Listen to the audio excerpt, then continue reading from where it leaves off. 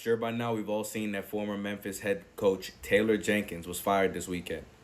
To me, it doesn't come to a surprise because I stated in a previous video that Ja is a max level player. He's a sneaker deal guy. Nike got rid of Kyrie basically for him.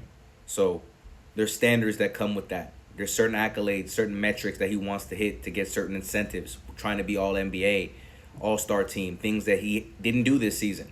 Yes, some injury has played factors into that, but still, he's the face of their franchise. I get Jaren Jackson is playing very well, was an all-star this year, but that's their guy. Ja's the face. Ja's who puts butts in the seats. Everyone comes to see Ja play. So when I was seeing that, you could tell he was a little disgruntled with the offense because they're barely running any pick and roll, and he's a guy that is typically does very well in pick and roll in the regular season.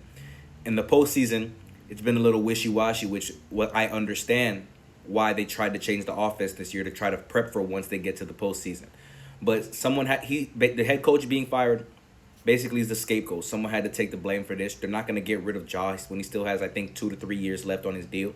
So you're going to move the coach. That's what every NBA team does when things aren't going the direction they want them to or their star player is disgruntled. I'm not going to go ahead and say Ja got him fired, but Ja definitely played a role into the head coach being fired. So this comes to no surprise. I think they're gonna look to obviously cater to Ja more and put the ball back in his hands. But they have to find a mix.